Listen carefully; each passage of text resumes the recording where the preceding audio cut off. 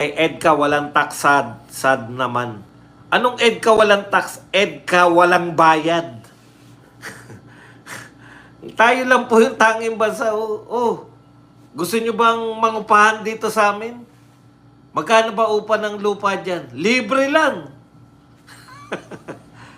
Kasi, dahil sa ilalagay ninyo, maglalagay kayo ng mga missile, baka mapahama kami. Kaya libre na lang para mas kinakabahan na kami lagi. Baka madamay kami sa gera. Huwag pa kayong magbayad. Pabor na pabor sa amin yun. Sir Vance, malamang yan yung kapalit eh. Isiro ang tariff na US para di lumabas yung baho ni FL. Kasi wala naman talagang naka-sked na pagbisita si BBM sa US. Di ba? Summon siya. Pinatawag, no? Sana isama po sa imbitasyon yung sinabi ni PBBM, yung barkong nakabangga sa flood control last year. Alam nyo, palpak din yun no? Last year pa yun, di ba? Pagkatapos na zona bumaha, dapat naisip na ni BBM yun. Teka muna, mukhang ginulangan ako ng mga nagsabi na may mga flood control. Dapat dun pa lang, di ba? Naisip niya na teka lang muna, paimbestigahan ko kaya to. Bakit pinaabot mo pa yung 1 taon, para mo maisip na ghost project, guni-guni. Kung hindi pa nagalit yung mga tao ngayon, maganda nga ngayon dahil before zona Before zona, naganap yung malawakang pagbaha. Hindi na po niya wala na siya makatwiranan Ano pa ang may kakatwiran niya ron? Kundi aminin na may mga flood control project na madaling masira, ibig sabihin, tinipid. Ikalawa, may mga yun nga, no? Baka overprice. At syempre, ang pinakamalupit, baka guni-guni lang. Okay. Bulacan hanggang ngayon, lubog pa rin. Di ba, Boss Badong, ang purpose ng EDCA ay pangtulong sa kalamidad? Bakit wala nang balita yung mga aircraft nila natutulong? Alam nyo po, sabi lang po yun. Yung ba meaning ng EDCA? Sabi lang nila yun para mapatanggap sa atin. Mang-uuto kasi. Inutulang po tayo para matanggap natin. Kasi may tumututol po Bakit kayo magpapasok? Di ba bawal na ang base militar? Ay, pinagbawal na po ang base militar ng Amerika sa Pilipinas. Bakit kayo nagpapapasok pa? Pinangalanan nyo lang EDCA.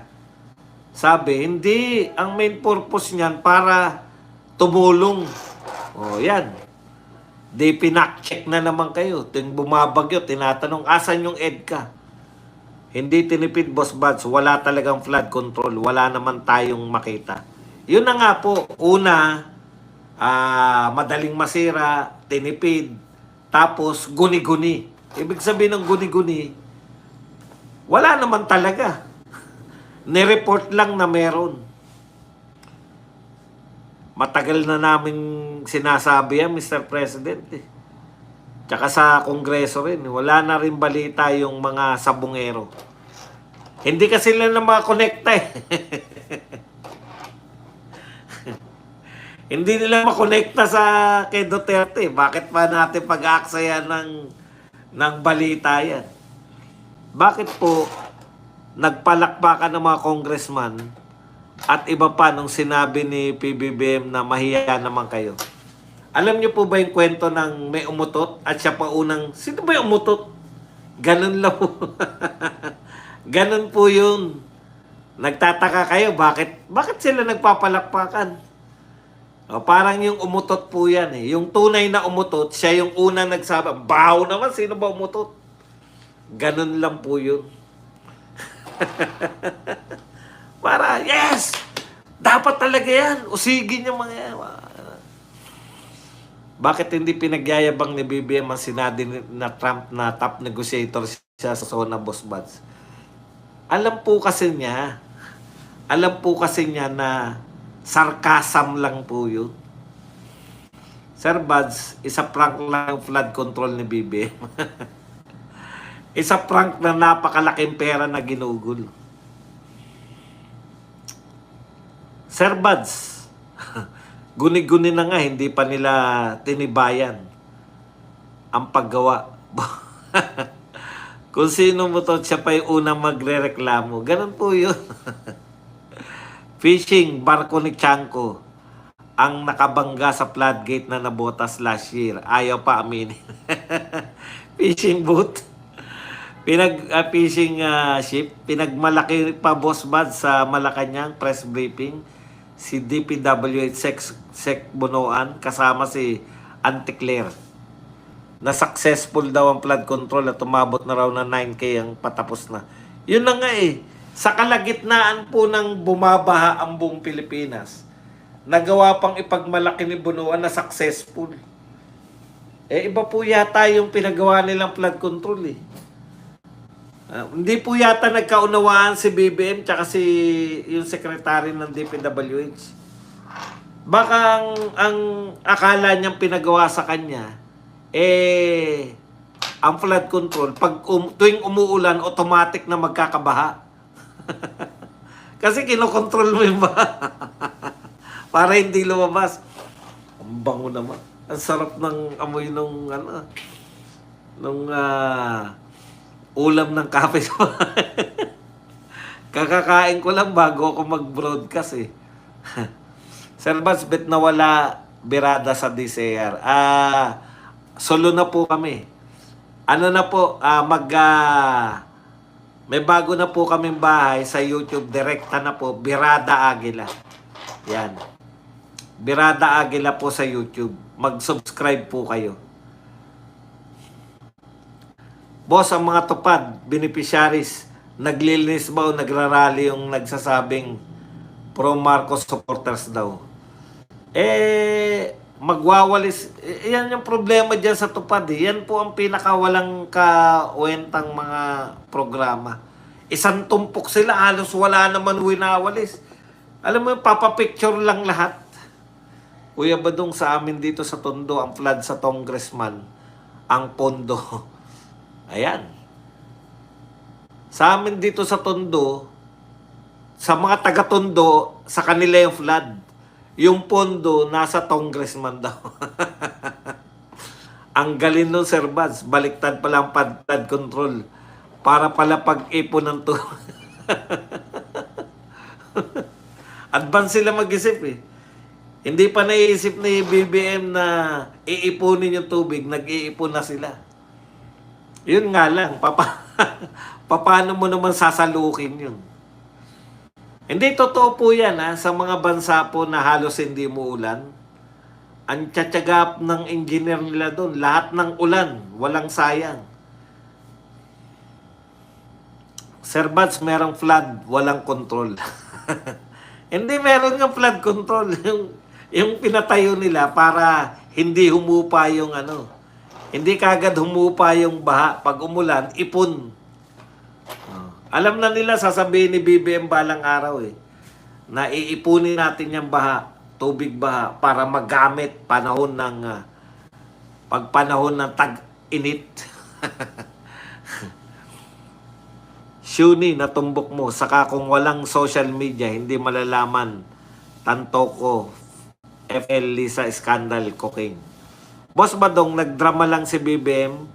Laso na niya, pustahan, wala namang masasampulan sa warning niya. Ang sabi lang kasi niya, mahiya naman kayo. Mahiya naman kayo. Next year kaya, no? Next year, no? Ano kaya, mangangako pa rin?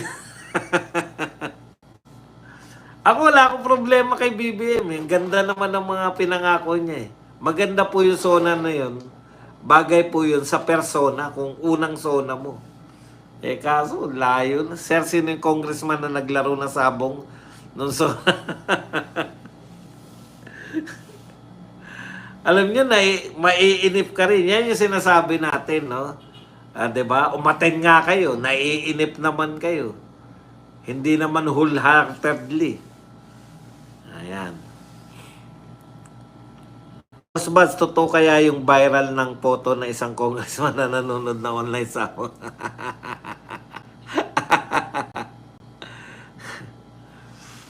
Dapat sinabi ni BBM, mahiya naman tayo.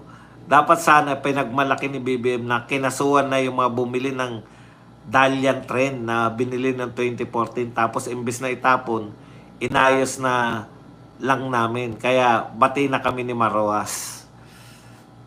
Yun na nga eh. Dapat kasi may achievement eh.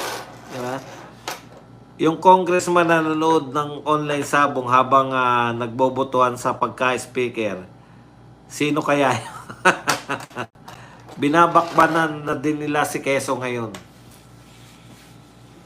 Di ba? Binabakbakan na rin nila, no?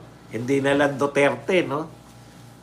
Yan yung problema nila. Pag hindi umayon sa kanila, babakbakan nila. Marami silang babakbakan. Hindi na lang Duterte. Watching from Northern Samar. Sino ba kapanipaniwala sa kanila ni Chess Escudero? Sa kanila ni Chess Escudero. Sir, buti na lang hindi nahuli ng mga congressman habang nakikipag-usap sa kanilang mga kulasisi.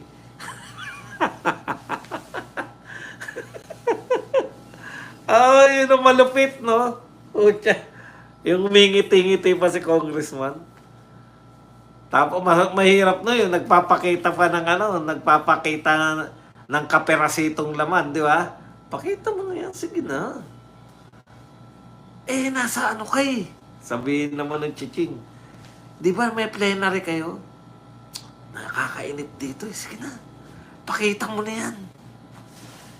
Pakita mo na yung lalagyan ng gatas. Sir, bad flood control dito sa amin, di tinapos, kaya pala yan. Pumasok, tagal pa bumaba, baha. Naging abala pa eh.